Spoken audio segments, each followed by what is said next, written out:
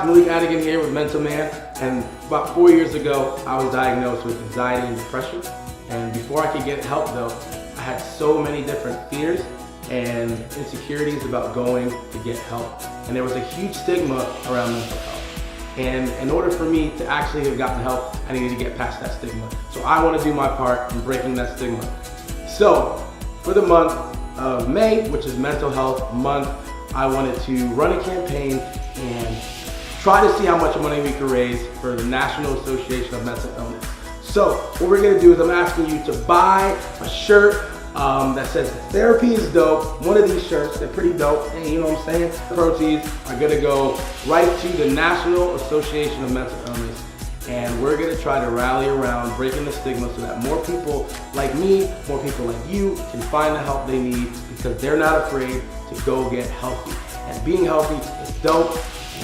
Mental health awareness is dope, and therapy is dope. So I want you to be dope with me and support this cause. Thank you guys so much.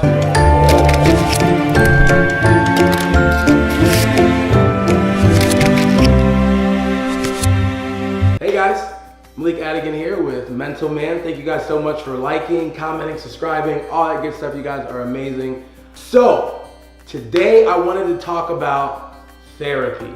I know for a lot of people there are many misconceptions about what therapy is, what it does, how to find a therapist, all kinds of that stuff. And for me, myself, I had a lot of big misconceptions when I first needed to go find a therapist. In 2015, I had a big wall of depression and anxiety, and I didn't really know what to do, who to talk to. And so I remember going out and finding a therapist, and it's changed my freaking life. Seriously, I don't know what I would do if I didn't have therapy to go to. I've been going probably about once a week on and off for about 4 years. The biggest thing though is there's a lot of fears, myths, and misconceptions about therapy. I'm gonna talk about 4 of my misconceptions about therapy. So the first one is, if I go to therapy, that means I'm crazy. And let me tell you this, that mindset is crazy because I used to have the same mentality. In the Black community, going to therapy is very taboo, and it's just now becoming accepted. So growing up for me as a Black male, I thought for sure only rich people, only white people go see therapists, and those are the crazy people. And that's not true. We all are on a spectrum of mental health. If right now you broke your arm and you have to go to the doctors, nobody would think anything of it. You got something wrong with your body and something needs to be done about it.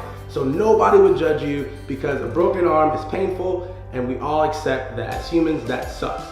But for some reason, if I say that I'm feeling depressed, we try to shame people about being depressed or anxious or having OCD or any of those things of mental health, and that's not true. We all have our own mental health. And now some of us we're all on a spectrum of mental health. So some of us are healthy, some of us are coping, some of us are struggling, and some of us are just ill, mentally ill. And so we're all on a spectrum, and so it doesn't mean you're crazy, it just means you have another body part, your brain, that something's not right with, and all you gotta do is go get help. And that's what a therapist is for. The therapist is there to help you through the hard things that you're going through mentally. So you're not crazy, you're fine, you're awesome, go to therapy. Number 2, I cannot relate to the person sitting in front of me. And that's the biggest thing. You wanna go to a therapist, you wanna feel comfortable, you wanna feel like you guys can have a conversation because that's what a therapist does. You guys are talking back and forth. So that can be very scary. To think that you're gonna sit in front of someone who might be a woman and you're a male, or you're a male and she's a woman. How are you going to relate to them to share your deepest, darkest secrets about your freaking life? That sounds crazy. But I walked in and it was about 40-year-old white male, and who knows all the things I didn't know what he went fishing, he drove trucks, all this good stuff, and I didn't do any of that stuff. But where we related were the important ones. 1, that we're human. 2, that we're weak and that we need help and that we're not perfect. And all those things built rapport with my therapist, and he was able to relate to me as just a human, and 2, he was able to relate to the mental things that I was going through. It's not just does he look like me, or does she look like me, or can they relate? But can they relate to the emotions that you're feeling? Can they relate to the struggles that you're having? And if they can, and you can sit there and feel comfortable enough to tell them what you're going through, then I say that's a good therapist. Number 3, and it's a big one that I hear all the time, and I say to myself, but money. I'm not gonna pay someone to talk. That seems very real, and I get why you would think that, because it just seems like you're paying somebody to just tell them your problems, and there's kind of doesn't seem like there's a lot of value to that. It kind of seems like they maybe might be ripping you off. Like, I can go and talk to anybody if I wanted to. But a therapist is not just someone who's just talking or you're just talking to. A therapist is someone who's trained in being able to diagnose and see all the patterns that you have and be able to say, here's what you're dealing with. They're trained in this way to be able to diagnose and help you, give you tools to work through them and all that good stuff. So it's not just someone that you can talk to, but if you have a safe space, therapy, what it does for me is it allows me a safe space to talk. Sometimes our loved ones, our friends don't have the time, don't have the energy, don't have the ability to be able to deeply listen to the things we're going through. So a therapist is, you're paying them to, 1, apply their skills and training to you, and 2, to listen, and then 3, to give good sound navigations and maybe good questions. It's not just advice. So your money is worth it, just like if you were going to the freaking gym or the doctor or getting braces or whatever it is. It's worth your money, I promise you.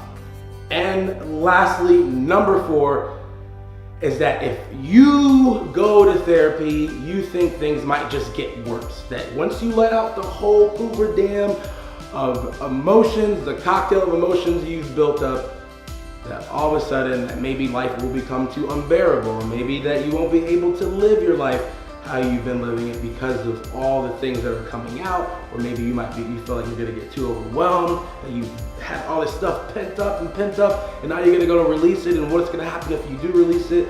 And what it is that you have a fear that things might just get worse in you going on, that you might get more depressed because now now you have to address it. And one of the things that we have is, if you have anxiety or depression, or dealing with any of that, is avoidance. So we want to run and avoid these things. So some of us have been running for a while from our problems, and so seeing a therapist can be scary because you are gonna have to deal with it. But therapy will not make it worse, I promise you. If it does get bad, it'll only get bad for a little, because sometimes it has to get bad before it can get good. But you're gonna be okay. It will not make it worse.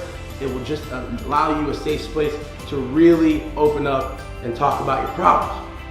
Because you need to, because you're worth it, okay? So those are my 4 misconceptions that I had about therapy. My next video, I'm gonna talk about more ways to find a therapist. But right now, if you're thinking, how do I find a therapist? I don't even know where to start.